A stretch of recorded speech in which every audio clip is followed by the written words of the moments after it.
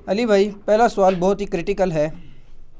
الحمدللہ عز و جل علی بھائی کے دعوت توحید سے متعلق دلائل اور شیطانی وسوسوں کے علاج کی بدولت ہم جیسے ہزاروں کلمہ گو مشرک لوگوں کو توبہ نصیب ہوئی ہے۔ الحمدللہ۔ اس کی جزا صرف اور صرف اللہ تعالیٰ ہی دے سکتا ہے۔ اب جب کہ ہم دوسرے مسلمان بھائیوں تک ایاک نعبد و ایاک نستعین کی صحیح روح سمجھانے کی کوشش کرتے ہیں تو بعض لوگ جواباً کہتے ہیں کہ ہم بزرگوں کی قبروں پر جا کر ان سے ڈائریکٹ نہیں مانگتے بلکہ ان کا وسیلہ پکڑتے ہیں۔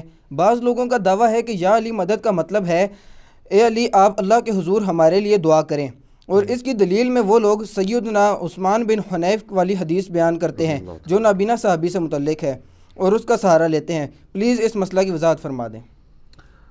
مر نہ جاتے اگر تیرا یقین ہوتا کہ آپ وسیلے سے مراد یہی کچھ لے رہے ہوتے ہیں۔ آپ نے یہ جو اب وسیلے کی ڈیفینیشن چینج کر دی ہے اور اسی طریقے سے استعانت کو اور استمداد کو وسیلے کے ساتھ مکس کر دیا ہے، تو یہ آپ کس کو دھوکہ دے رہے ہیں؟ یہ سیدنا عثمان ابن حنیف رضی اللہ تعالیٰ عنہ وعلیہ السلام کی جو مشہور حدیث ہے جامعہ ترمذی میں اور سنن ابن ماجہ کے اندر، اس کو تو میں بعد میں ڈسکس کروں گا۔ تمہیداً میں عرض کروں بات شروع کرنے سے پہلے کہ نہ میں وابی نہ میں بابی، میں ہوں مسلم علمی کتابی۔ نہ ہم سو کالڈ وہابی ہیں، کوئی علمی بات کرے اسے وہابی کہہ دیتے ہیں، اور نہ ہم بابوں کا دفاع کرنے والے بابی ہیں، ہم علمی کتابی مسلم ہیں۔ اور آپ کو پتہ ہے کہ میں نے وسیلہ اور توسل کے اوپر آلموسٹ آج سے 7-8 سال پہلے مسئلہ نمبر 43 وسیلہ اور توسل کے صحیح احکام و مسائل ریکارڈ کروا دیا تھا۔ اس کے بعد بھی میرے کئی ایک لیکچرز مختلف ٹاپکس پہ آئے ہیں، اور میرے بارے میں کوئی یہ بندہ گمان نہ کرے کہ میں کسی ایک طرف کی سائیڈ لوں گا۔ میں تو ان عقائد کے معاملے میں خصوصاً جو اللہ کے محبوب صلی اللہ علیہ وآلہ وسلم سے متعلق ہیں، نہ تو میں صوفیوں کے امام علی السبکی المتوفیٰ 756 ہجری کے ساتھ ہوں، اور نہ ہی سلفیوں کے امام ابن تیمیہ المتوفیٰ 728 ہجری کے ساتھ ہوں۔ یہ دونوں امام ایکسٹریم کے اوپر ہیں، اور آپ دیکھیں یہ دونوں امام ایک وقت کے اندر ہیں، اور دونوں ماشاء اللہ تعالی شیخ الاسلام ہیں۔ آپ ان کے ذرا تعارف پڑھیں تو لکھا ہوگا شیخ الاسلام امام سبکی، شیخ الاسلام امام ابن تیمیہ، اور دونوں ایک دوسرے کو بمشکل ہی مسلمان سمجھتے ہیں اور پوری کوشش کرتے ہیں کہ ایک دوسرے کے ایمان کے بارے میں کوئی ڈیسیژن سنائیں۔ تو ہم تو سچائی کی بات کریں گے۔ اس حدیث کی ڈیٹیل میں جانے سے پہلے میں ان لوگوں کا آپ کو طریقہ واردات بتاؤں کہ یہ کس طریقے سے اپنے فاسد عقائد کے اوپر پردہ ڈالنے کے لیے اس قسم کے سلوگنز پبلک کے اندر عام کرتے ہیں تاکہ ایک عام بندے کی مت ماری جائے۔ جب کبھی بھی ہم وسیلہ اور توسل پہ اس حوالے سے بات کرتے ہیں کہ آپ غیر اللہ کو مدد کے لیے ڈائریکٹ نہ پکاریں، اگر آپ اللہ تعالیٰ کی بارگاہ میں نبی صلی اللہ علیہ وآلہ وسلم کا وسیلہ پیش کرتے ہیں تو ہم نے کبھی بھی آپ کے اوپر فتویٰ نہیں لگایا اس معاملے کے اندر۔ ہمارا جھگڑا یہ ہے کہ آپ استمداد کو اور استعانت کو وسیلہ کے نام میں لوگوں میں پروپیگیٹ کرنے کی کوشش کرتے ہیں، اور فوراً وار کریں گے جب بھی کبھی اس طرح کی استعانت کے اوپر بات ہوگی تو یہ فوراً کہیں گے جی آپ یا رسول اللہ کو نہیں مانتے۔ نعوذ باللہ من ذالک۔ بھئی کون ہے جو یا رسول اللہ کو نہیں مانتا؟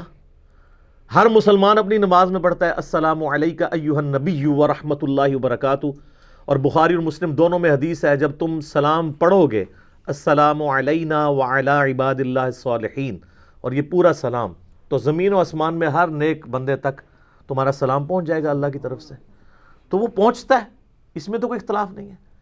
پھر کبھی یہ سہارا لیں گے جی آپ حیات النبی کے عقیدے کو نہیں مانتے۔ نعوذ باللہ من ذالک۔ کون سا دنیا میں مسلمان ہے کسی بھی مکتبہ فکر کا ہو، چاہے وہ بریلوی ہو، دیوبندی ہو، اہل حدیث ہو، اہل تشیع ہو، کس کا یہ اس معاملے میں کوئی اختلاف ہے کہ وہ حیات النبی کا قائل نہ ہو؟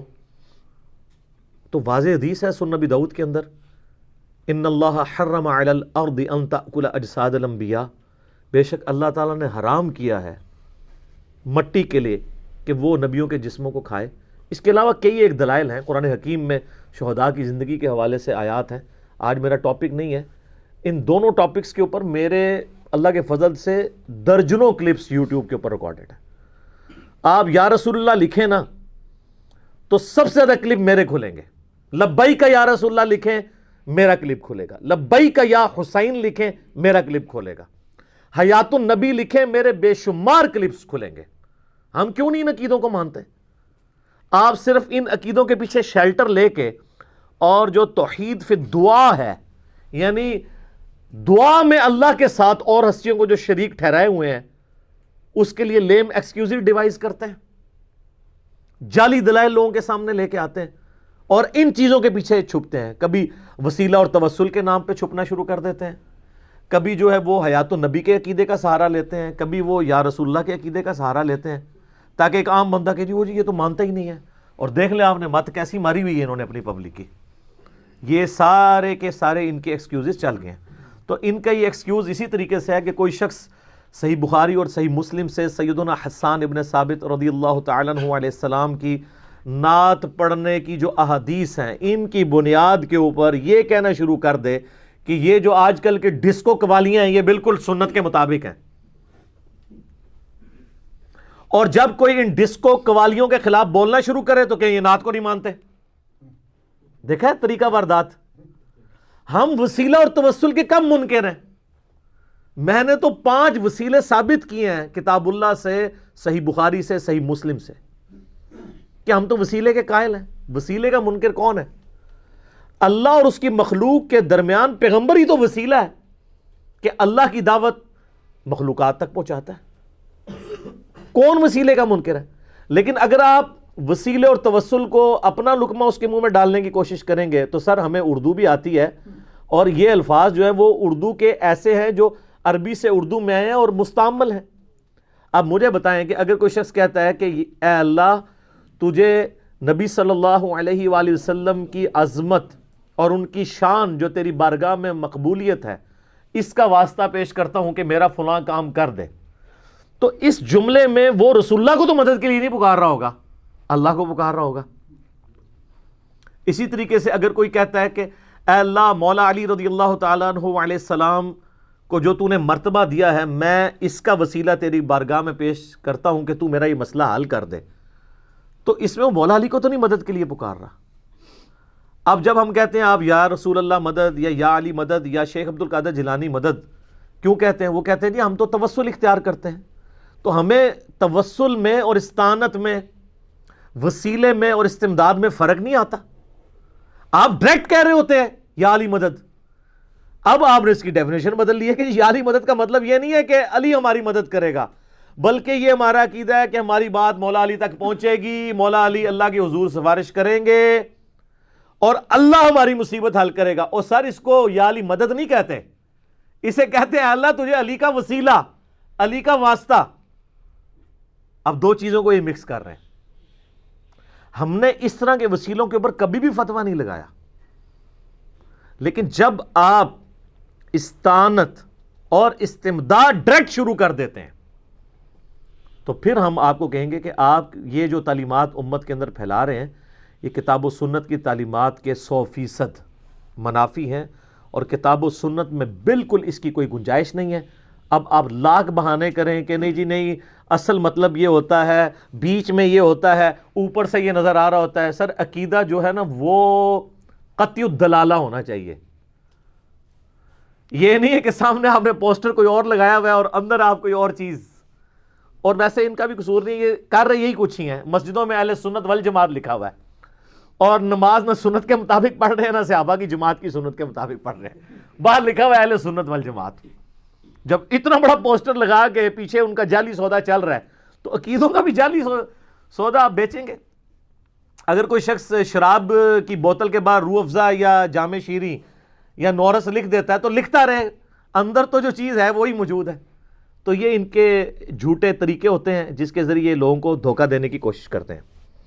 تو میں ان سے ریکویسٹ کروں گا کہ اللہ سے ڈریں اور استعانت کو، استمداد کو وسیلے اور توسل کے ساتھ مکس نہ کریں. آج میرا ٹاپک نہیں، ورنہ میں اس پہ بھی 1 گھنٹہ کم از کم فی البدی بول سکتا ہوں. میں نے بڑی محنت کر کے 2 لیکچرز ریکارڈ کروا دیے ہیں. پہلا لیکچر ہے مسئلہ نمبر 3، دعا صرف اللہ ہی سے، استمداد کے لیے، استعانت کے لیے اپروپریٹ میں نے ورڈ جو ڈیوائز کیا، دعا صرف اللہ ہی سے، ایاک نستعین کی اپروپریٹ ٹرانسلیشن۔ یہ آلموسٹ 1.25 گھنٹے کا لیکچر ہے، جتنے اشکالات ہیں ان کے دھوکے وہ میں نے اس میں ریزالو کیے ہیں، یہاں تک کہ جو آخری ان کا سب سے بڑا دھوکہ ہے کہ جی شرک تو ختم ہی ہو چکا ہوا ہے، اس کا بھی میں نے جواب دیا ہے بخاری اور مسلم کی روشنی میں۔ اور اس کے اوپر میں نے ایک ریسرچ پیپر بھی لکھا ہے، دعا صرف اللہ ہی سے۔ ہماری ویب سائٹ ahlsunnatpak.com پہ جائیں، 8 صفحوں کا وہ PDF ہے، ڈاؤن لوڈ کریں، اس کو پڑھیں۔ اور اگر آپ نے ہارڈ کاپی منگوانی ہے تو آپ ہماری اکیڈمی میں روزانہ صبح 9 سے لے کے شام 5 بجے تک رابطہ کر سکتے ہیں، +92 کے کوڈ کے ساتھ، اور پاکستان سے کریں گے تو ڈائریکٹ کریں گے 032159000162 ہمارے اکیڈمی کا نمبر ہے۔ تو یہ ریسرچ پیپرز آپ منگوائیں، فری ڈاؤن لوڈ کریں آپ ویب سائٹ سے، اور اس کو پڑھیں، ان کے سارے اشکالات کے میں نے جوابات دیے ہیں۔ اور اسی کی ایکسٹینشن ہے مسئلہ نمبر 43، وسیلہ اور توسل کے صحیح احکام و مسائل، اور یہ وہ لیکچرز ہیں جو آج سے 6 7 8 سال پہلے کے ریکارڈ ہوئے ہیں۔ اور یہ جو اب نئی نئی باتیں ہم پبلک کے سامنے لے کے آ رہے ہیں نا، ویسے ایک لیکچرز کا فائدہ ہو گیا ایک، وہ آپ کو پتہ ہے جب مسیلمہ کذاب نے دعوی نبوت کیا، اس کے بعد ایک عورت نے دعوی نبوت کیا، پھر ایک اور مرد نے دعوی نبوت کیا، تو حضرت ابوبکر اور عمر کے درمیان ایک ڈسکشن ہے جو عمر سیریز میں انہوں نے فلمائی ہے۔ حضرت ابوبکر کہتے ہیں کہ مزے کی بات دیکھو کہ نبی علیہ السلام نے جو حجۃ الوداع کے موقع پہ کہا تھا نا کہ اب شیطان اس بات سے مایوس ہو چکا ہے کہ عرب کی سرزمین میں اس کی عبادت کی جائے، تو وہ نظر آ رہا ہے کہ نبی علیہ السلام دنیا سے گئے ہیں، دوبارہ بت پرستی کوئی شروع نہیں کروا رہا، جھوٹے نبی ہونے کا ہی دعویٰ کر رہا ہے، بت پرستی ختم کر دی اللہ کے نبی نے، الحمدللہ۔ تو اللہ کے فضل سے ہماری ویڈیوز کی برکت سے کم از کم یہ شرم و حیا ان کو آ گئی ہے، اب یہ وسیلے اور توسل کہہ رہے ہیں، نہیں ہم کب کہتے ہیں مولا علی ہمارے مشکل کشا ہے، ہم تو کہتے ہیں یا علی مدد کا مطلب ہے وہ اللہ سے کہیں گے، اللہ کرے گا۔ تو یہ کتنا بڑا فائدہ ہے، اللہ ایک سٹیپ تے طے کراتا ہے نا، اللہ تک تے پہنچ گئے نا۔ ہوں یا علی مدد کا مطلب ہی انہوں نے بدل دیتا ہے، یا شیخ عبد القادر جیلانی کا مطلب ہی بدل دیا ہے، وہ کہتے ہیں اس کا مطلب آپ کو سمجھ نہیں ہے، ہم کب کہہ رہے ہیں کہ یہ مشکل کشا ہے، اللہ ہی سے مدد مانگ رہے ہیں، ہم تو کہتے ہیں ان سے ہم ریکویسٹ کریں گے، وہ پھر اللہ سے کہیں گے، پھر اللہ مسئلہ حل کرے گا، پیچھے اللہ ہی ہے۔ ٹھیک ہے، تو میں سمجھتا ہوں کہ اس پہ اللہ کا شکر ادا کرنا چاہیے، اور ایک دفعہ جھوم کے کہنا چاہیے کہ نہ میں وہابی نہ میں بابی، میں ہوں مسلم علمی کتابی۔ کم از کم اس دعوت حق کی برکت سے یہ چیز تو پبلک کے سامنے آئی ہے نا کہ سچائی کیا ہے، اور اس کو آپ ایک عام فہم زبان میں سمجھ لیں۔ ہمیں اس بات سے کوئی جھگڑا نہیں ہے کہ مولا علی کو اختیار ہے یا نہیں ہے، شیخ عبد القادر جیلانی رحمۃ اللہ علیہ کو اختیار ہے یا نہیں ہے۔ ہمارا جھگڑا یہ ہے کہ اگر ان ہستیوں کو اختیار اللہ نے دیا بھی ہو تب بھی ان کو نہیں پکار سکتے مدد کے لیے، مدد کے لیے وہ پکاریں جتنا مرضی، لبیک یا رسول اللہ کہیں، آپ لبیک یا حسین کہیں، محبت کا اظہار کریں، کوئی مسئلہ نہیں ہے، مدد کے لیے نہ پکاریں جو سامنے آپ کے موجود نہیں ہے۔ پھر آپ ایاک نعبد و ایاک نستعین کی وائلیشن کریں گے۔ اس کو مثال سے سمجھیں، بارش کون برساتا ہے؟ اللہ۔ ڈیوٹی کس کی ہے؟ فرشتوں کی۔ لیکن اگر ہم بارش فرشتوں سے مانگیں گے شرک ہو جائے گا۔ سر آپ لاکھ کہتے ہیں ڈیوٹی لگائی ہوئی ہے، کوئی مسلمان کبھی کسی فرشتے سے نہیں بارش مانگتا۔ اور سر اگر آپ اسباب کے اوپر آتے ہیں تو سب سے بڑا مشکل کشا اسباب میں تو سورج ہے، سورج ختم ہو جائے تو زمین پہ زندگی ختم ہو جائے۔ دنیا میں موسموں کا بدلنا، پودوں کا اپنی خوراک تیار کرنا، اس خوراک کو جانوروں کا کھانا، پودوں کی اپنی زندگی، ہماری زندگی ساری ڈیپینڈنٹ ہے سورج کے اوپر۔ تو کوئی کہتا ہے المدد یا سورج میری مدد فرما، تو یہ جھگڑا ہی نہیں ہے۔ اگر اختیار ہو تب بھی کیا فرق پڑتا ہے؟ او جی غیر اللہ سے مدد کیا ممکن ہے؟ قرآن میں آیا جی وَاسْتَعِينُوا بِالصَّبْرِ وَالصَّلَاةِ، نماز اور صبر کے ذریعے مدد چاہو، کس کی؟ اللہ کی۔ یا یہ کہو کہ المدد یا نماز میری مدد فرما، المدد یا صبر میری مدد فرما، نہیں۔ اسی آیت کے اندر آگے جا کے آتا ہے، اسی آیت میں ان اللہ مع الصابرین، بے شک اللہ تعالیٰ صبر کرنے والوں کے ساتھ ہے۔ تو صبر اور نماز کے ذریعے بھی اللہ کی مدد مانگنی ہے۔ ظاہری اسباب آپ اختیار کریں، یہ بیٹھے میں ان کو کہتا ہوں مجھے پانی پلا دے، ٹھیک ہے، ظاہری سبب ہے، قرآن میں حکم ہے وَتَعَاوَنُوا عَلَى الْبِرِّ وَالتَّقْوَى وَلَا تَعَاوَنُوا عَلَى الْإِثْمِ وَالْعُدْوَانِ، نیکی اور پرہیزگاری کے کاموں میں ایک دوسرے کی مدد کرو، برائی میں الگ رہو. ظاہری اس بات تو حکم ہے ہم اس کے اوپر کہ اس کو اڈاپٹ کرنا ہے، لیکن یہی بندہ سامنے موجود نہ ہو، یہ بغداد میں ہو، وہاں بھی قبر کے اندر ہو، اور میں کہوں جی مجھے پانی پلا دو، تو اب وہی بات وہی جملہ صرف فریم آف ریفرنس بدلنے سے ایاک نستعین کی وائلیشن ہو جائے گی. یہ پروٹوکول اللہ ہی کا ہے کہ آپ دعا میں صرف اللہ ہی کو پکار سکتے ہیں، اللہ کے سوا کسی کو نہیں پکار سکتے. یہ کلیئر کٹ مسئلہ ہے، یہ بہت سینسٹیو ٹاپک ہے. میں اس کے اوپر اتنے دلائل میں نے رکھے ہوئے ہیں جو میں نے ڈسکس کیے ہیں مسئلہ نمبر 3 کے اندر اور سرچ پیپر نمبر 3 کے اندر. دعا صرف اللہ ہی سے، جسے شوق ہے تو اسے دیکھے. آ چکے ایک اسپیسیفکلی یہ سوال سیدنا عثمان ابن حنیف رضی اللہ تعالیٰ عنہ کی حدیث سے متعلق ہوا، جس کی انہوں نے غلط انٹرپریٹیشن کی. یہ حدیث صرف اور صرف وسیلہ اور توسل سے ریلیٹڈ تھی، اس میں کوئی استعانت استمداد کچھ ثابت نہیں ہوتا، کوئی گھسیٹ کے بھی کرنے کی کوشش کرے. یہ حدیث جامعہ ترمذی میں بھی موجود ہے، یہ حدیث سنن ابن ماجہ میں بھی موجود ہے، اور یہ حدیث مشکات المصابیح میں دوسری جلد کے اندر دعاؤں والے چیپٹر کے اندر ہے کہ نبی علیہ السلام نے ایک دعا تعلیم کی ایک صحابی کو. یہ مشکات المصابیح میرے ٹیبل پہ رکھی ہوتی ہے. اس کی دوسری جلد میں اگر آپ آئیں تو جامع دعاؤں کا بیان، اس کی جو تیسری فصل ہے اس میں انٹرنیشنل نمبر کے مطابق مشکات میں 2495 ہے، ترمذی میں یہ ہے 3578، اور سنن ابن ماجہ میں یہ حدیث موجود ہے. یہ حدیث کچھ یوں ہے کہ سیدنا عثمان ابن حنیف رضی اللہ تعالیٰ عنہ کہتے ہیں کہ ایک نابینا شخص نبی علیہ السلام کے پاس حاضر ہوا اور کہا یا رسول اللہ صلی اللہ علیہ وآلہ وسلم، آپ میرے لیے دعا کریں کہ میری بینائی واپس آ جائے. آپ علیہ السلام فرمایا کہ اگر صبر کر لو تو اچھا ہے، اور اگر تم چاہتے ہو میں دعا کر دیتا ہوں. وہ بڑا سمجھدار تھا، اس نے کہا جنت تو ویسے ہی مل جانی ہے، صبر کر کے جنت جو کمانی ہے وہ تو ایمان کی بدولت مل ہی جانی ہے، دنیا تو میری آسان ہونا. نے کہا نہیں یا رسول اللہ آپ دعا ہی کریں.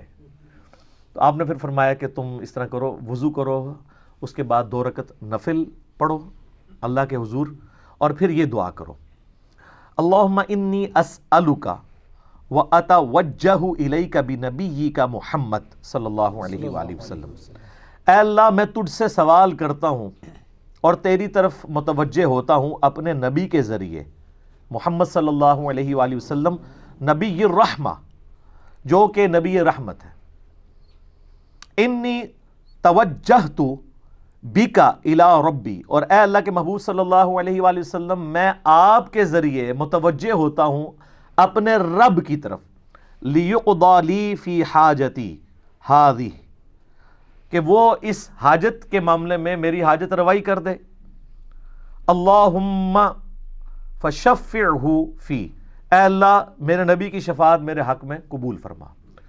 اور سنن ابن ماجہ میں الفاظ ہیں کہ اے محمد، میں آپ کے ذریعے سے، یا محمد کے الفاظ ہیں. یہاں تو ہے نا کہ آپ کے ذریعے سے، اس میں یا محمد کے الفاظ ہیں کہ یا محمد میں آپ کے ذریعے سے اللہ کی طرف متوجہ ہوتا ہوں. اس میں وہ کہتے ہیں نبی علیہ السلام سے انہوں نے مدد مانگ لی ہے. اس میں تو واضح الفاظ ہیں، اس میں دونوں حصوں میں اللہ کی طرف متوجہ ہوئے ہیں. دیکھیں وہ پہلی دعا کر رہے ہیں اے اللہ میں تیری طرف متوجہ ہوتا ہوں تیرے نبی کے ذریعے سے، ان کے وسیلے سے، اور اے اللہ کے رسول میں آپ کے وسیلے سے اللہ سے مانگتا ہوں. تو اس میں استمداد کہاں سے ہو گئی؟ یہ تو وسیلہ اور توسل ہے. اور وسیلہ اور توسل کے بارے میں یہ جو ایکسٹریم رویہ امام ابن تیمیہ نے اختیار کیا، ہم اس کے ساتھ ایگری نہیں کرتے. ٹھیک ہے آپ وسیلہ اور توسل اختیار کریں، کوئی مسئلہ نہیں ہے. اور اس کو سپورٹیو ایک حدیث بھی ہے جس کی صحت میں اختلاف ہے، لیکن چونکہ ایک بہت بڑے امام طبرانی جنہوں نے یہ حدیث نقل کی ہے، المتوفہ 360 ہجری، جو امام حاکم نیشا پوری کے استاد ہیں، المتوفہ 405 ہجری. امام طبرانی نے کتاب لکھی المعجم الکبیر، طبرانی کی کتاب، اس میں یہی حدیث ایک دوسری فارم میں آئی ہے. اگرچہ اہل حدیث اس میں تھوڑا اختلاف کرتے ہیں، لیکن امت کی اکثریت اس کی صحت کے اوپر اتفاق کرتی ہے، امام طبرانی خود بھی.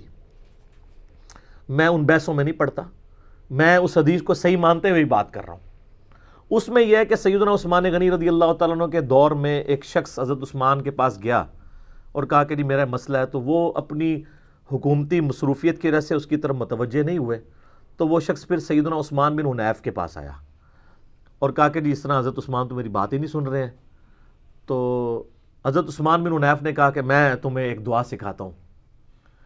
میں نبی علیہ السلام کی خدمت میں موجود تھا, ایک نابینا شخص آیا تھا, اس کی بھی حاجت کا مسئلہ تھا, تو اس کو بھی دعائے حاجت نبی علیہ السلام نے تعلیم فرمائی تھی, تو وہی دعا میں تمہیں سکھاتا ہوں.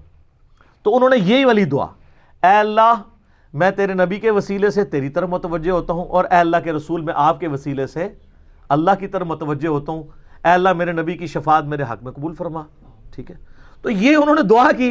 نبی علیہ السلام کو مدد کے لیے تو نہیں پکارا کہ یا رسول اللہ مدد, انظر حالنا, آپ میری مشکل کشائی کریں, اللہ کی طرف متوجہ ہوئے. یہ دعا اسی طریقے سے 2 نفل کے بعد پڑھوائی تو حضرت عثمان کی طرف سے بلاوا آ گیا, انہوں نے مسئلہ حل کر دیا. تو حضرت عثمان بن حنیف کا وہ پھر شکریہ ادا کرنے کے لیے آیا, تو انہوں نے کہا یہ دعا میں نے تمہیں سکھائی ہے, اس دعا کی برکت سے یہ ہوا ہے. وہ کہتے ہیں جی یہ دیکھیں جی, اس دعا سے ثابت ہو گیا کہ نبی علیہ السلام کو آپ مدد کے لیے پکار سکتے ہیں. سر اگر مدد کے لیے ہوتا تو یہاں ہوتا اغثنی یا رسول اللہ, المدد یا رسول اللہ, کہیں موجود ہے. وہ دعا کے طور پہ انہوں نے تعلیم کیا ہے, ٹھیک ہے آپ کریں, ہمیں کوئی اعتراض نہیں ہے. نبی علیہ السلام کو مدد کے لیے تو اس میں نہیں پکارا, کہا ہے کہ اے اللہ کے رسول آپ کے وسیلے سے متوجہ ہوتا ہوں, اللہ تعالیٰ ہماری بات پہنچا دے, اس میں کوئی اختلاف نہیں ہے. ہم تو یہ بھی مانتے ہیں کہ سنن نبی داؤد میں صحیح سند کے ساتھ حدیث ہے, جب کوئی شخص میری قبر پہ آ کے سلام عرض کرتا ہے, اللہ میری روح لوٹا دیتا ہے, میں اس کے سلام کا جواب بھی دیتا ہوں. وہ اللہ کا معاملہ ہے, یہ سارے معاملات برزخی ہیں. لیکن اس کو دنیاوی اگر کہیں گے تو پھر میں آپ سے کہوں گا کہ اس سلام کا جواب ہم سنتے تو کوئی نہیں ہے. اگر وہ دنیاوی ہو تو ہم سن بھی رہے ہوں, ہمارا پہنچنا بھی برزخی ہے, آپ علیہ السلام کی روح کا لوٹنا بھی برزخی ہے, اور اس کا جواب دینا بھی برزخی ہے. وہ اس ٹائم اینڈ سپیس کی چیز نہیں ہے. لیکن یہ اس کو حقیقی اور حصی بنانا شروع کر دیتے ہیں, اس حوالے سے وہاں سے اختلاف شروع ہو جاتا ہے. تو سر یہ اس حدیث سے مجھے بتائیں استعانت کو یا استمداد کو گھسیٹ کے ثابت کرنا, تو میں اس کے اوپر وہی بات کروں گا کہ یہ اسی طریقے سے ہے جیسے کوئی جو ہے وہ نعت کے فضائل کے ذریعے ڈسکو قوالیاں ثابت کرنا شروع کر دے. وہ دو الگ چیزیں ہیں. آپ صرف کسی چیز کے, میں نے پہلے بھی کئی دفعہ عرض کیا کہ ہمارے سب کانٹیننٹ کا کلچر ہے کہ وہ 10 لکھا ہوتا ہے نا, تو ایک صفر لگاتا ہے ایک بزرگ آ کے, اس کو 100 بناتا ہے. ایک اور بزرگان دین میں سے ایک بزرگ آتا ہے, وہ کہتا ہے نہیں صفر میرا بھی لگا لو, کرتے کرتے وہ لاکھ بن جاتا ہے. 10 سے بات شروع ہوتی ہے اور وہ لاکھوں تک پہنچ جاتی ہے. جتنی بات ہے اتنی رکھیں. اور یہ سیدنا عثمان بن حنیف رضی اللہ تعالیٰ عنہ کا فہم ہے کہ انہوں نے اس دعا کو نبی علیہ السلام کی وفات کے بعد بھی ایز اے دعا تعلیم کیا ہے. ہم کوئی اس معاملے میں کسی کے اوپر فتویٰ نہیں لگاتے, کوئی کرنا چاہتا ہے ضرور کرے, لیکن سر جان کی امان پائیں تو عرض کرے ان سے بھی ایک بڑے صحابی ہیں جو امیر المؤمنین ہیں, جن کے بارے میں اسپیسیفکلی ہمیں حکم ہے جامع ترمذی میں, سنن ابی داؤد میں, سنن ابن ماجہ میں, علیکم بسنتی و سنت الخلفاء الراشدین المہدیین, تم پر میری سنت اور میرے خلفاء راشدین کی سنت لازم ہے. جب کبھی ایک خلیفہ راشد اور ایک عام صحابی کی سنت آپس میں کو ٹکرائے گی, ہم پریفریبل خلیفہ راشد کو فالو کریں گے, دوسرے صحابی پہ ہم فتویٰ نہیں لگاتے. نعوذ باللہ, ہم کبھی نہیں جرت کریں گے کہ ہم حضرت عثمان ابن حنیف کو کبھی معاذ اللہ بدعتی کہنا شروع کر دیں یا نعوذ باللہ, ایسی بات نہیں. لیکن سر وہ بھی تو پبلک کو بتائیں. یہ روایت تو طبرانی میں ہے, دور کی کتاب میں, کیونکہ جو ترمذی اور ابن ماجہ میں وہ تو آپ علیہ السلام کی مبارک زندگی والی دعا ہے, جو بعد والا واقعہ ہے وہ تو اس میں موجود نہیں ہے, وہ تو طبرانی میں ہے. اور جو صحیح بخاری کے اندر تھا وہ یہ چھپاتے ہیں, اور چھپاتے ہیں تو اس کے اندر بھی بیان بھی کرتے ہیں تو ڈنڈی مارتے ہیں. اور وہ ہے صحیح بخاری میں انٹرنیشنل نمبر کے مطابق 1010 نمبر حدیث 1010 کتاب الاستسقاء چیپٹر کے اندر. سیدنا عمر فاروق رضی اللہ تعالیٰ عنہ کے زمانے میں قحط پڑ گیا, تو وہ آپ صلی اللہ علیہ وآلہ وسلم کے چچا عباس ابن عبد المطلب کو اللہ کے حضور لے کر آئے دعا کے لیے, اور انہوں نے دعا کیا کہ انا کنا نتوسل الیک بنبینا صلی اللہ علیہ وآلہ وسلم, بے شک اے اللہ ہم پہل تیرے نبی کا توسل اختیار کیا کرتے تھے, تو ہم پہ بارش نازل فرماتا تھا. اب ہم تیرے نبی کے چچا کو لے کے آئے ہیں, پس ہم پہ بارش نازل فرما ان کی دعا کی برکت سے. تو انس بن مالک کہتے ہیں بارش نازل ہو جاتی. تو یہ وسیلہ شخصی سامنے موجود دعا کروائی. اب سیدنا عمر نے یہ کیوں کہا کہ پہلے ہم نبی علیہ السلام کو وسیلہ شخصی کے طور پہ لاتے تھے, یعنی ان سے دعا کرواتے تھے, اب ہم ان سے کروا رہے ہیں. تو آج کا کوئی پاکستانی عاشق رسول ہوتا تو وہ سیدنا عمر سے سوال کرتا کہ نبی علیہ السلام کی وفات کے بعد کیا آپ ان کی عظمت کے منکر ہو گئے؟ اب کیوں نہیں ان کا وسیلہ پیش کر رہے؟ اب ان کی قبر پہ جا کے آپ کیوں نہیں نبی علیہ السلام سے کیوں نہیں ریکویسٹ کر رہے؟ یہ کہتے ہیں نا, کسی کی جرت تھی وہ کہتا. ہاں, یہ 1400 سال بعد تو کہا جا سکتا ہے, یہ بڑا آسان ہے. تو سیدنا عمر فاروق رضی اللہ تعالیٰ عنہ علیہ السلام نے امت کو یہ عقیدہ سمجھایا کہ یہ چیز پریفریبل ہے کہ آپ اللہ کے حضور ایسے شخص سے دعا کروائیں جو سامنے موجود ہو. اور اس سے بھی بڑھ کے سیدنا عمر سے تو کوئی ڈھکی چھپی بات نہیں تھی. صحیح مسلم میں ایک حدیث موجود ہے کہ ایک سفر کے دوران جب بارش قحط پڑا ہوا تھا, راستے میں پانی بھی اویلیبل نہیں تھا, صحابہ کرام نبی علیہ السلام کے ساتھ سفر کر رہے تھے, تو سیدنا عمر نبی علیہ السلام کی خدمت میں حاضر ہوئے. کہا یا رسول اللہ, ہم نے بڑی مشکل سے تھوڑا تھوڑا پانی جمع کر کے ایک یہ پانی کا کٹورا جمع کیا ہے, اور اتنے صحابہ ہیں, آپ اس کے لیے دعائے برکت کر دیں تاکہ سارے سیراب ہو جائیں. جس طرح کہ بخاری مسلم میں آتا ہے کہ صلح حدیبیہ کے موقع پر جابر بن عبداللہ کہتے ہیں رضی اللہ تعالیٰ عنہ علیہ السلام کہ نبی علیہ السلام نے ایک پانی کے برتن میں انگلیاں رکھی تو آپ کے مبارک انگلیوں سے پانی کے چشمے جاری ہوئے. 1500 صحابہ نے وضو کیا, پانی پیا, جانوروں کو پلایا اور سٹور بھی کر لیا. اور جابر بن عبداللہ کہتے ہیں اللہ کی قسم ہم 1,00,000 بھی ہوتے نا وہ پانی زیادہ تھا. تو یہ معجزہ ظاہر ہوا. اور صحیح مسلم میں آتا ہے کہ سیدنا عمر نے ایک اور سفر میں یہ مشورہ دیا, وہاں پہ بھی پانی کے چشمے جاری ہوئے آپ کی مبارک انگلیوں سے.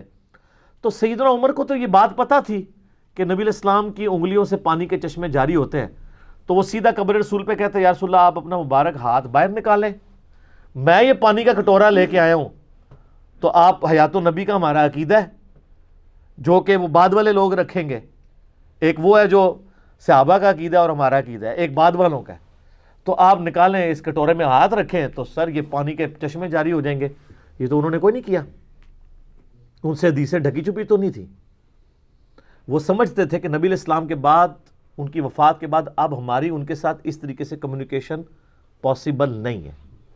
ہاں, آپ کے بابوں نے واقعات پھر لکھے ہیں, وہ فضائل اعمال کے اندر جو فضائل درود چیپٹر ہے اور فضائل حج والا, اس میں لکھا ہوا ہے کہ 555 ہجری میں, اور یہی واقعہ فضائل سنت کے اندر بھی لکھا ہوا ہے, یعنی دونوں بھاری جماعتوں نے, بریلویوں نے اور دیوبندیوں نے اپنی ٹیکسٹ بکس میں لکھا ہے کہ 555 ہجری میں شیخ احمد رفاعی جو ہے وہ حج کے لیے جب آئے اور پھر روزہ شریف پہ حاضر ہوئے, نبی علیہ السلام کی وفات کے آلموسٹ 550 سال کے بعد 90,000 لوگوں کی موجودگی میں انہوں نے قبر رسول پہ اشعار پڑھے اور کہا جب میں مصر میں تھا تو میری روح آستانہ اقدس کے اوپر حاضری دیا کرتی تھی, آج جسموں کے ملاپ کی باری آئی ہے, میں خود آ گیا ہوں, تو اپنا مبارک ہاتھ باہر نکالیں.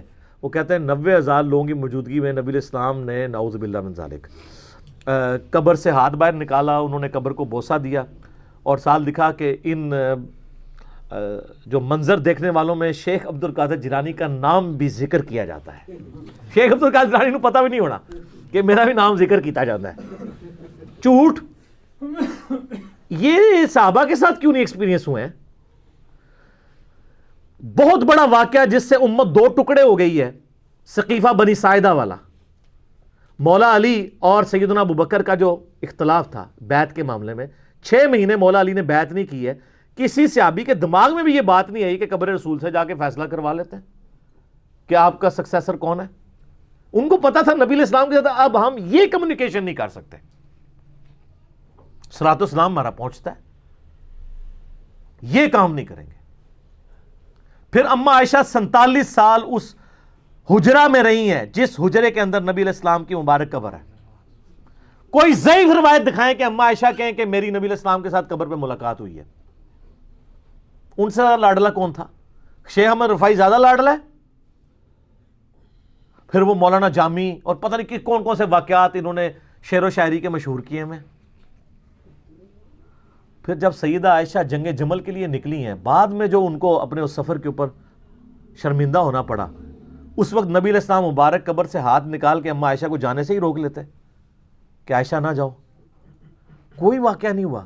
یہ بعد والے پتہ نہیں کہاں سے واقعات نقل کرتے ہیں، اور پھر جب کوئی بات کرے اسے کہتے ہیں آپ حیات النبی کو نہیں مانتے. ہم حیات النبی کو بھی مانتے ہیں، لیکن آپ والا عقیدہ نہیں. ہم صحابہ کرام اور اہل بیت والا عقیدہ مانتے ہیں، رضی اللہ عنہم اجمعین وعلیہم السلام اجمعین. تو آپ دیکھیں انہوں نے کیسی کیسی چلاکیاں بنائی ہوئی ہیں. فوراً نہ ایک کوئی ادبی گالی دے دیں گے کہ آپ فلاں چیز نہیں مانتے، وہ بات کوئی اور ہو رہی ہوگی، جان بوجھ کے گھسیٹ کے نہ کوئی ایک جذباتی جملہ ایسا بولیں گے تاکہ پورا میلہ لوٹ لیں. لیکن سر یہ پرانی باتیں، پرانے بزرگ، پرانے دلائل اور پرانے بانے. کیوں؟ کیونکہ اب تو جگہ جگہ ندا ہے کہ نہ میں وابی نہ میں بابی، میں ہوں مسلم علمی کتابی. علمی کتابیں تو ہم پھر اسی لیے پھر میں کہتا ہوں نا کہ بابوں کا خدا اور ہے اور کتابوں کا خدا اور. یہ دیکھ لیں ساری کتابی باتیں ہو رہی ہیں، اور یہ کتابیں اللہ کے فضل سے کوئی میں نے نہیں بنائی ہوئی ہیں، یہ اہل سنت کی ایگریڈ اپون کتابیں ہیں، اور میں نے کوئی یہ کسی غار سے جا کے دریافت نہیں کی ہیں. موجود تھیں آپ کے مدرسوں کے اندر تھیں، جس کے نوٹس آپ کاٹ کاٹ چھانٹ کے پڑھایا کرتے تھے اور اپنے مطلب کی چیزیں بیان کرتے تھے، دوسری بیانیں نہیں کرتے تھے. اب پبلک کے سامنے آئی ہیں تو ان کو ہاتھ پاؤں پڑ گئے. تو آپ یہ دیکھیں کہ کس طریقے سے دھوکہ دیتے ہیں. وسیلہ اور توسل کا سہارا لے کر استمداد ثابت کرتے ہیں اور استعانت ثابت کرنے کی کوشش کرتے ہیں. میرا خیال ہے جب یہ ہماری ویڈیو پبلکلی لوگوں کے سامنے آئے گی نا، لوگوں کو پتہ چل جائے گا ان کے دھوکے ہے کیا ہیں. اور آپ دیکھیں جب کبھی کوئی اس طرح کا دھوکہ سامنے لے کے آتے ہیں نا، میرے تک جب فیڈ بیک کے طور پہ بات پہنچتی ہے نا، میں وہ دھوکہ پھر اس کو ایڈریس کر دیتا ہوں تاکہ آئندہ کے لیے کوئی اس حوالے سے مس چیف نہ کر سکے. اب میں اپنے ایمان کے اظہار کے لیے عرض کروں، اللہ کے نبی علیہ السلام آج اگر دنیا میں موجود ہوں، واللہ ہم اپنا ہر مسئلہ رسول اللہ کے پاس لے کے جائیں. صحابہ کرام لے کے جاتے تھے. کیا دین کا مسئلہ، کیا دنیا کا مسئلہ آپ کے سامنے لے کے جائیں. لیکن جب نبی علیہ السلام دنیا سے تشریف لے گئے، اس کے بعد کبھی صحابہ کرام علیہم رضوان اپنے مسئلوں کے لیے، خصوصاً وہ مسئلہ جو آپ کے سکسیسر کا تھا کہ خلیفۃ الرسول کون ہے، وہ نہیں لے کے گئے. سیدہ فاطمہ کا باغ فدق والا مسئلہ ہوا، وہ بھی سیدنا ابوبکر کے پاس آئیں. وہ ایک معاملہ میرا اس کے اوپر ریکارڈڈ ہے. قبر رسول پہ حاضر نہیں ہوئی، نہ انہوں نے کہا کہ ابوبکر آؤ قبر رسول پہ جاتے ہیں، وہاں سے جا کے فیصلہ کرواتے ہیں. کسی کے دماغ میں بھی یہ عقیدے نہیں تھے جو بات کے لوگوں نے بنایا ہے. تو اب میں صرف سمجھانے کے لیے بات کر رہا ہوں، اس کو کوئی برا نہ مانے، لیکن بعض اوقات اس لیول پہ اتر کے مجھے بات سمجھانی پڑتی ہے کہ سر صحیح بخاری میں حدیث ہے کہ ایک صحابی تھے سیدنا عبداللہ ابن عتیق رضی اللہ تعالیٰ عنہ. ان کو نبی علیہ السلام نے ایک ڈیوٹی سونپی. اس ڈیوٹی سے واپسی پہ انہوں نے قلعے کی دیوار سے چھلانگ لگائی، اس کی وجہ سے ان کی پنڈلی کی ہڈی ٹوٹ گئی. پنڈلی کی ہڈی سر ٹوٹ جائے نا تو 6 مہینے تو کم از کم آپ بیڈ ریسٹ کے اوپر ہیں. پلسٹر بھی لگاؤ، بڑی مشکل سے وہ ریکوری ہوتی ہے. نبی علیہ السلام کی خدمت میں حاضر ہوئے. اس حدیث میں آتا ہے کہ جب ہڈی ٹوٹ گئی تو انہوں نے اپنی پگڑی کھول کے اپنی ٹانگ کو وقتی طور پہ باندھ لیا. نبی علیہ السلام کے پاس حاضر ہوئے اور بتایا کہ یا رسول اللہ جو آپ نے ڈیوٹی لگائی تھی میں نے پوری کر دی ہے. سر دیکھ لیں، ہم کہتے تو پہلے جا کے بات کرتے یا رسول اللہ دیکھو تواڈے پیچھے لت پروا لیجیے سی. نبی علیہ السلام نے خود ان سے استفسار فرمایا کہ یہ کیا ہوا ہے؟ کہ یا رسول اللہ اس طرح میری ٹانگ ٹوٹ گئی. آپ فرمایا ادھر کرو. مبارک ہاتھ پھیرا. وہ کہتے ہیں اللہ کی قسم اس طرح میری ہڈی ہوگی کہ کبھی ٹوٹی ہی نہیں تھی. سبحان اللہ. سر یہ میڈیکل سائنس میں امپاسبل ہے، یہ معجزہ ہے، یہ آیتن ہے، یہ اللہ کی نشانی ہے. تو یہ میرا عقیدہ ہے کہ نبی علیہ السلام دنیا میں موجود ہوں تو میں اپنے دینی، دنیاوی، جسمانی، روحانی، ظاہری، باطنی ہر مسئلہ آپ سے جا کے حل کرواؤں گا. بالکل ٹھیک ہے. لیکن جب نبی علیہ السلام قبر مبارک کے اندر چلے گئے، اللہ کی جنتوں میں چلے گئے، اب آپ کمیونیکیشن درود و اسلام کے حوالے سے تو ہے، باقی معاملات اگر لے کے جائیں گے تو پھر میں سمجھانے کے لیے عرض کر رہا ہوں اسی حدیث بخاری کی بنیاد کے اوپر کہ کون سا عاشق رسول ہے جو دنیا میں کروڑوں لوگوں کو اپنے عقیدے کا گرویدہ کرنے کے لیے اپنی پنڈلی کی ہڈی توڑوائے، اس کا ویزا مدینہ شریف کا ہم ارینج کر دیں گے، اور اس کے بعد وہ قبر رسول پہ حاضر ہو اور کہے کہ آپ نے تو عبداللہ ابن عتیق کی بھی جوڑی تھی، تو آپ قبر مبارک سے ہاتھ باہر نکالیں تو میں بھی آپ کا گناہگار امتی ہوں، اس پہ ہاتھ پھیریں یہ ٹھیک ہو جائے۔ کون سا عاشق رسول ہے جو یہ پنڈلی کی ہڈی توڑوانے کے لیے تیار ہے؟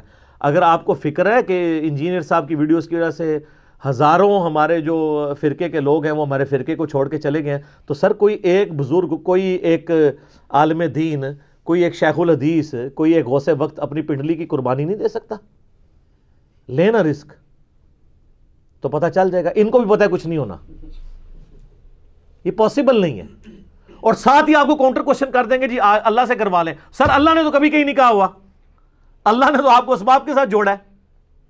ابرا کا لشکر ایک ہی دفعہ تباہ ہوا ہے نا، بعد میں یزید نے جو خانہ کعبے پہ چڑھائی کی تھی اس وقت تو اللہ تعالیٰ نے خانہ کعبے کی حفاظت نہیں نہ کی، دنیا بقدر ایفرٹ ہے۔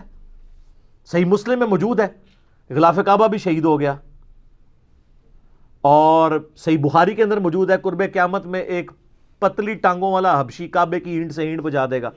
تو اللہ نے کب کہا کہ ہر دفعہ میں حفاظت کروں گا؟ وہ آگ ایک ہی دفعہ ابراہیم علیہ السلام کے لیے ٹھنڈی ہوئی ہے نا۔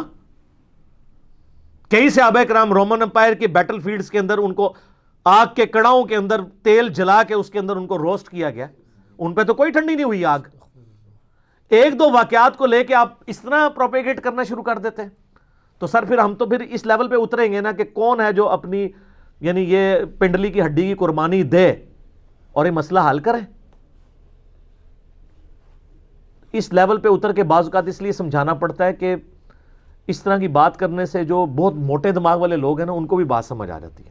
ہمارا مقصد کسی کو معاذ اللہ بے عزت کرنا نہیں ہوتا، ہمارا مقصد صحیح توحید لوگوں کو بیان کرنا ہے، ایاک نعبد و ایاک نستعین، کیونکہ یہ بہت سینسٹیو ایشو ہے۔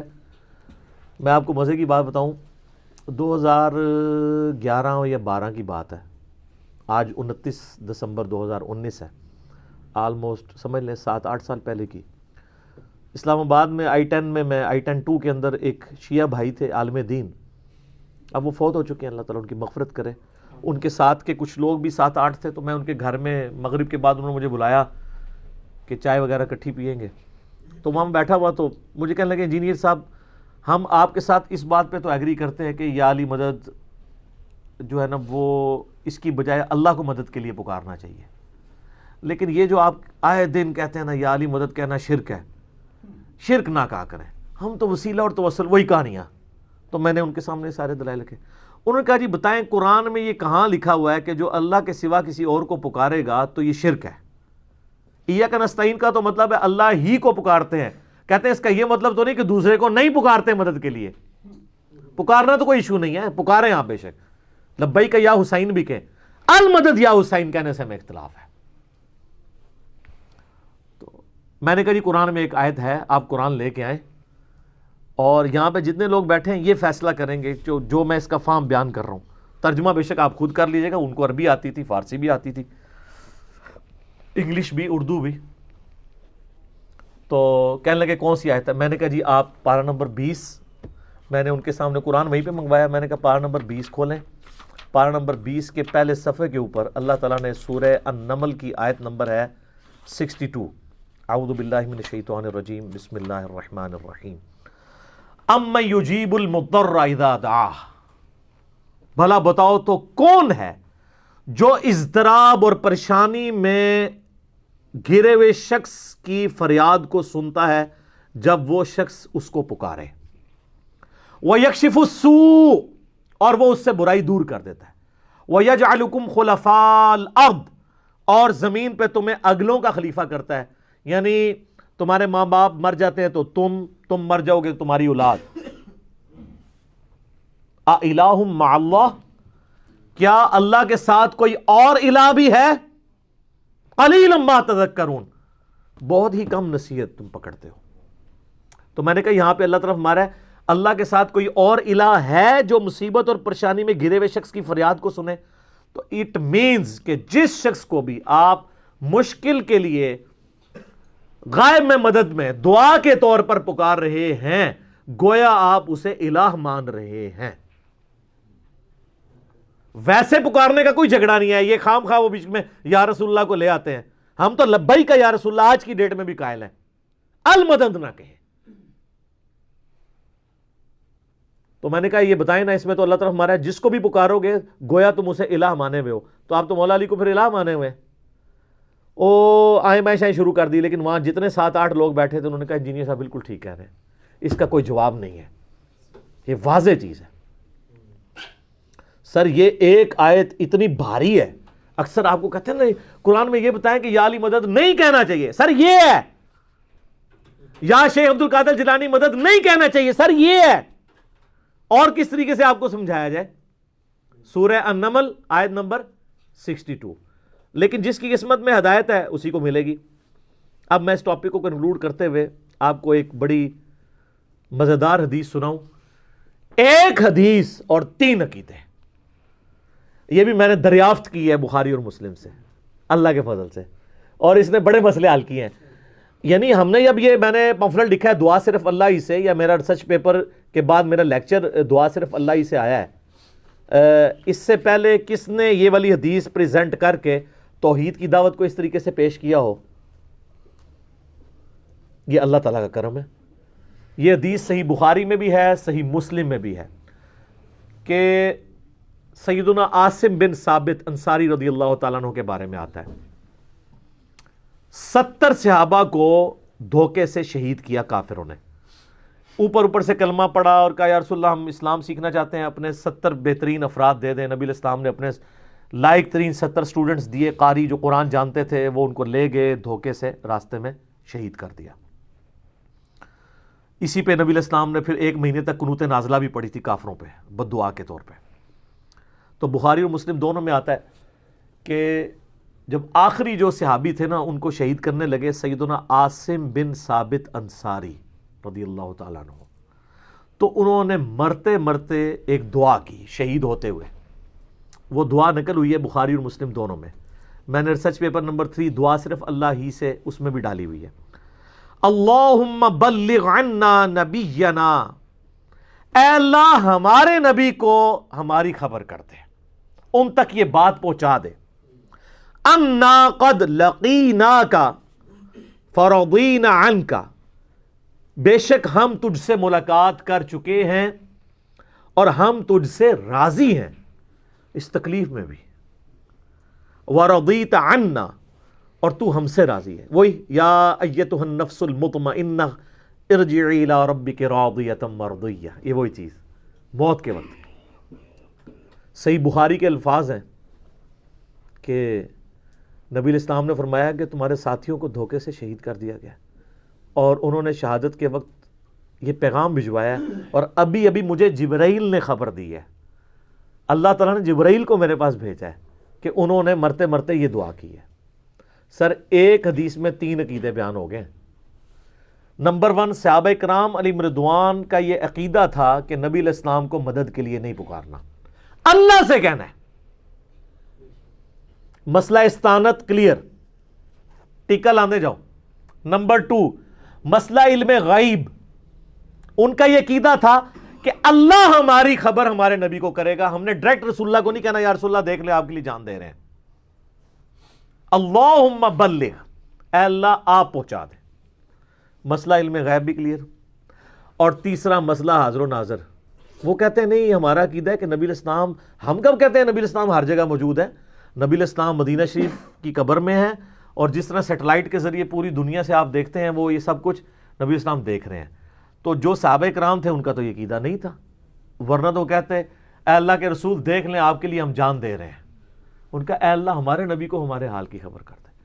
سر یہ ایک حدیث ہے، یہ مولانا شریف میں نہیں ہے، یہ صحیح بخاری میں بھی ہے، صحیح مسلم میں بھی ہے، جو انگریزوں کی لکھوائی ہوئی کتابیں نہیں ہیں، اگرچہ انگریزوں کے پرنٹنگ پریس پہ یہ چھپی ہیں۔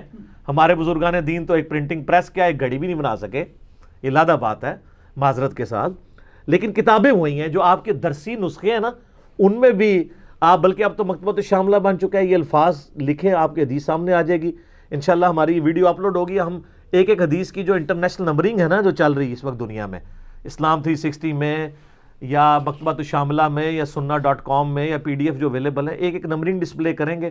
اگر یہ حدیثیں نہیں نکلتی ہیں تو آپ ہمیں آگے پکڑیں، اور اگر نکلتی ہیں تو پھر کنوں پکڑنا ہے جا کے؟ بابیاں نو. نہیں، شہید نہیں کرنا بابوں کو، نہیں شہید نہیں کرنا. ہم تو چاہتے ہیں کہ جو بچ گئے ہیں بابے، یہ شہادت کی بجائے اعلان حق کریں اور سچائی کی دعوت کو قبول کریں، اور ایک دفعہ اگر وہ جھوم کے کہہ دیں کہ نہ میں بابی، نہ میں بابی، میں ہوں مسلم علمی کتابی. اور ایک اور بات بھی ساتھ کہیں کہ کتابوں کا خدا اور ہے اور بابوں کا خدا اور، تو سر ضروری ہے کہ مارنا ہی ہے؟ اگر کوئی رجوع کرتا ہے مارنے کی ضرورت نہیں ہے، تو وہ ہم مارنے والے تو ہے نہیں ہے نا، ہم تو مار کھانے والے ہیں. ہم گالیاں دینے والے نہیں ہیں، گالیاں کھانے والے ہیں. ٹھیک ہے، اللہ کا شکر ہے الحمدللہ. تو یہ بالکل واضح دلائل ہیں. اس کے بعد بھی اگر کوئی ہٹ درمی کرتا ہے تو ہم کیا کہہ سکتے ہیں؟ میں اپنی گفتگو کو کنکلوڈ کروں گا اس جملے پہ جو میں اکثر بولتا ہوں کہ شرک is the most sensitive issue in the sight of اللہ. اللہ کے حضور سب سے زیادہ حساس معاملہ شرک کا ہے. اسی لیے سورہ نساء کی آیت نمبر 48 میں اور 116 میں 2 دفعہ ایک ہی صورت میں یہ آیت ریپیٹ ہوئی ہے، ان اللہ لا یغفر ان یشرک بہ ویغفر ما دون ذلک لمن یشاء. بے شک اللہ اس گناہ کو کبھی معاف نہیں کرے گا کہ کوئی شخص اللہ کے ساتھ کسی قسم کا شرک کرے. اس کے سوا جتنے گناہ ہیں جس کے لیے چاہے گا معاف کر دے گا، وہ بھی اوپن لائسنس نہیں ہے. اور پھر سورۃ المائدہ میں تو کلائمیکس ہے آیت نمبر 72 میں، انہ من یشرک باللہ فقد حرم اللہ علیہ الجنہ ومأواہ النار وما للظالمین من انصار. بے شک جو کوئی اللہ کے ساتھ شرک کرے گا، اللہ نے ایسے شخص پہ جنت حرام کر دی ہے اور اس کا ٹھکانہ جہنم ہے جہاں اس کا کوئی مددگار نہیں ہوگا. حتیٰ کہ صحیح بخاری اور مسلم دونوں میں حدیث، نبی علیہ السلام نے فرمایا اللہ تعالیٰ نے ہر نبی کو ایک مقبول دعا دی تھی، اس نے اس دنیا میں ہی کر لی. حضرت نوح علیہ السلام نے دعا کی اپنی قوم کے خلاف، اللہ نے پوری کر لی. اور میں نے وہ مقبول دعا اپنی امت کے لیے سنبھال کے رکھی ہے قیامت کے دن کے لیے، اور میری اس دعا کی برکت سے میرے ہر امتی کو نفع پہنچے گا، یعنی شفاعت کا، سوائے اس شخص کے جس نے دنیا میں کسی قسم کا شرک کیا ہوا. مشرک کے لیے شفاعت نہیں ہے، موحد کے لیے. تو اچھا یہ آپ ساری باتیں کریں گے، انہیں مانتے ہیں جی، ہم کب کہتے ہیں لیکن شرک تو ختم ہو چکا. نہ، پرانی باتیں ختم ہو چکا. تو یہ جو کچھ ہو رہا ہے یہ کیا ہو رہا ہے؟ یہ جو نصیریہ کہہ رہے ہیں کہ مولا علی اللہ ہے، یہ توحید ہے؟ اور کہانی بازو، اگر یہ ختم ہو چکا ہے شرک، تو شام کے اندر نصیریہ علی اللہ کیوں کہتے ہیں؟ وہ کیا یہودیوں کا کوئی آف شوٹ ہے یا کوئی عیسائیوں کا آف شوٹ ہے؟ مسلمانوں کا ہی ہے نا. تو شرک تو کر رہے ہیں. اور خود صوفیاء کے اندر ایسے لوگ ہیں جنہوں نے اللہ کے لیے حلولیت کا عقیدہ رکھا ہے، جس کی تکفیر خود کی ہے ان لوگوں نے کہ جی بندے کے اندر اللہ گھس جاتا ہے، نعوذ باللہ من ذالک. تو یہ اس طریقے سے نہیں ہے. میں نے اس لیکچر کے اندر بھی بتایا، ریسرچ پیپر میں بھی لکھا ہے، حصول برکت کے لیے میں کہتا ہوں کوئی بات رہ نہ جائے، یہ بھی مجھ سے سن لیں. بخاری اور مسلم دونوں میں حدیث ہے، نبی علیہ السلام نے فرمایا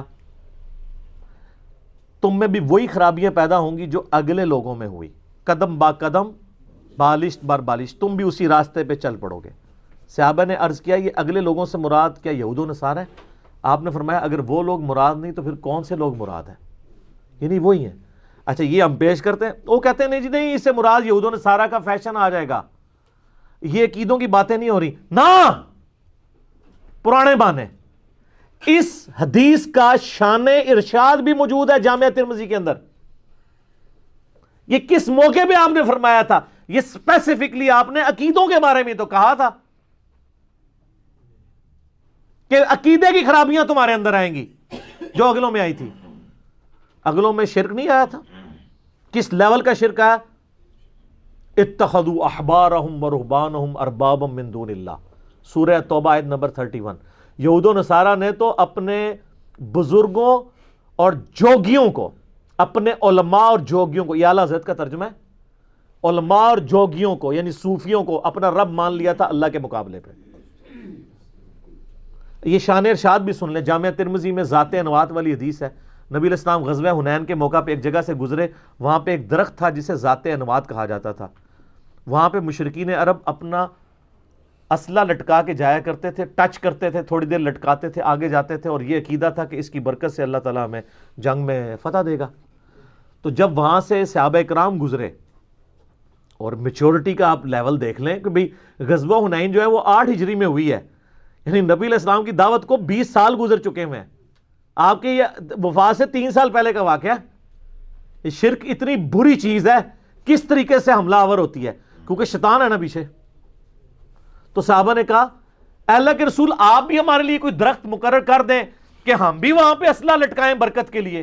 ہائے ہائے ہائے. امام الموحدین صلی اللہ علیہ وآلہ وسلم نے کہا سبحان اللہ, محذوف تھا عما یشرکون. اللہ پاک ہے, یہ کیا بات تم نے کر دی, اور تم نے تو آج وہی بات کر دی جو موسیٰ علیہ السلام کے ماننے والوں نے کی تھی, جب وہ 12 قبیلوں کا لشکر 50 ہزار کا 6 لاکھ کا لشکر, اور 6 لاکھ صحابہ تھے, وہ تابعین تبع تابعین نہیں.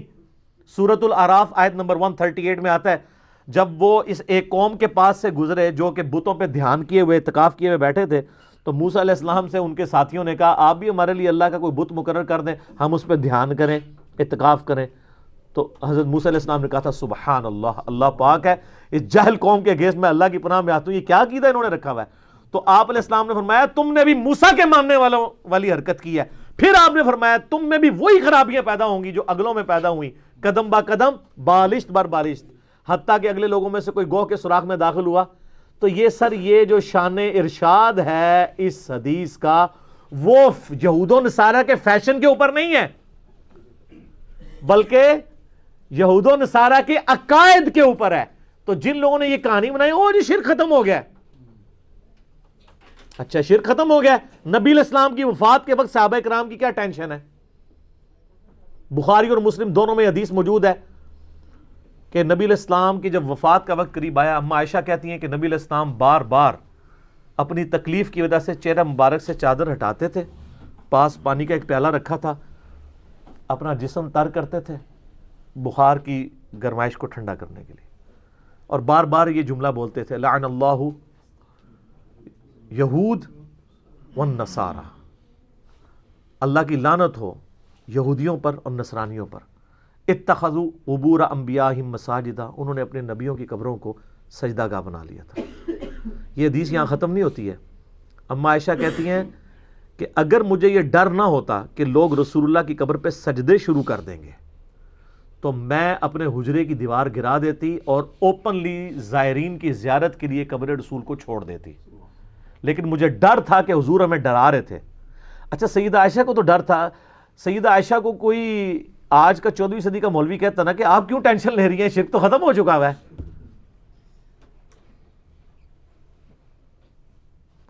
اگر یہ ختم ہو چکا ہے تو یہ صحیح بخاری میں حدیث کیوں ہے کہ نبی علیہ السلام نے فرمایا کہ دیکھنا میری شان کو اس طرح بلند نہ کرنا جس طرح نصارہ نے اپنے پیغمبر کی شان کو بلند کیا تھا. میں اللہ کا بندہ اور اس کا رسول ہوں, مجھے اللہ کا بندہ اور اس کا رسول ہی کہنا. کسی صحابی نے کیوں نہیں کہا یا رسول اللہ یہ شرک تو ختم ہو چکا ہے, آپ کو کیا ٹینشن ہے اس معاملے میں, کیوں آپ ڈرا رہے ہیں ہمیں؟ تو یہ صحیح مسلم میں حدیث کیوں ہے کہ جس کے جنازے میں 40 ایسے بندے شریک ہوں جو شرک نہ کرتے ہوں تو ان کی شفاعت اس شخص کے حق میں قبول کر لی جائے گی. بھئی جنازے میں شریک ہی وہی ہوتا ہے جو مسلمان ہوتا ہے, اس کا مطلب ہے کہ مسلمان کلمہ کو مشرک بھی ہو سکتا ہے. بے شمار دلائل ہیں, میں نے اس ریسرچ پیپر میں لکھے ہیں, دعا صرف اللہ ہی سے, اور مسئلہ نمبر 3 دعا صرف اللہ ہی سے, اس میں بھی بیان کیا. نبی علیہ السلام کی الموطا امام مالک میں حدیث ہے, آپ علیہ السلام دعا کرتے تھے اللہم لا تجعل قبری وثنا یعبد, اے اللہ میری قبر کو ایسا بت نہ بننے دینا کہ لوگ اس کی عبادت شروع کرتے. یار اللہ کے نبی کتنے حریص علیکم بالمؤمنین رؤوف الرحیم ہے, اپنی قبر کو بت کے ساتھ تشبیہ دے دی صرف بات سمجھانے کے لیے, ورنہ وہ تو قبر ایسی ہے کہ ہمارے ماں باپ ہماری نسلیں قربان ہو جائیں اس قبر مبارک کے اوپر. لیکن کہا ہے اللہ میری قبر کو بت نہ بننے دینا. سنن داؤد میں حدیث ہے، نبی علیہ السلام فرمایا میری قبر پہ میلہ نہ لگانا، تم دنیا کے کسی بھی حصے میں درود پڑھو گے نا میرے تک پہنچ جائے گا، درود کی غرض سے بھی میلہ نہ یہاں پہ لگانا۔ یہ ہے پیغمبر وقت کی ٹینشن۔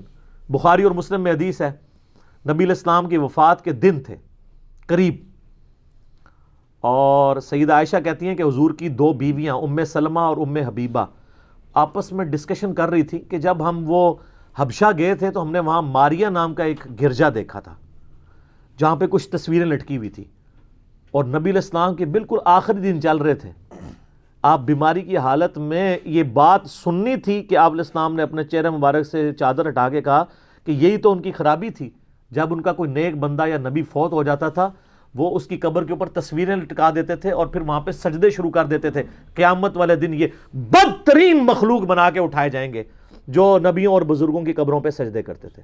سر یہ سارے اڈے کن لوگوں نے آباد کیے ہوئے ہیں؟ اور جب کوئی ان کے خلاف بولتا ہے تو کہتے ہیں بزرگوں کو نہیں مانتے۔ یہ اسی طریقے سے ہے کہ ہم عیسائیوں کے شرک کے خلاف بولیں اور عیسائی ہمیں یہ کہنا شروع کر دیں کہ آپ عیسیٰ ابن مریم کو نہیں مانتے۔ بھئی عیسیٰ ابن مریم کو تو مانتے ہیں، ان کے نام پہ جو شرک کھڑا کیا ہوا ہے اس کو نہیں مانتے۔ جب ہم شرک کو کنڈیم کر رہے ہوتے ہیں کہ عیسیٰ علیہ السلام اللہ کے بیٹے نہیں ہیں، کیا ہمیں کبھی وسوسہ بھی آیا کہ ہم حضرت عیسیٰ کی توہین کر رہے ہیں؟ تو پھر آپ ہم پہ یہ کیوں الزام لگاتے ہیں کہ جب ہم کبھی شرکی ایکٹیویٹیز کو کنڈیم کرتے ہیں تو نعوذ باللہ من ذالک ہمارے دل میں نبی علیہ السلام کے لیے، صحابہ اہل بیت کے لیے کوئی بات آتی ہے؟ نعوذ باللہ من ذالک۔ یہ صرف ادبی گالیاں ہیں لوگوں کی آنکھوں میں دھول جھونکنے کے لیے، لیکن یہ پرانی باتیں ہیں، اب دور بدل چکا ہے۔ کیوں؟ کیونکہ نہ میں وابی نہ میں بابی، میں ہوں مسلم علمی کتابی۔ ٹھیک ہو گیا جی؟ ماشاء اللہ، جزاک اللہ۔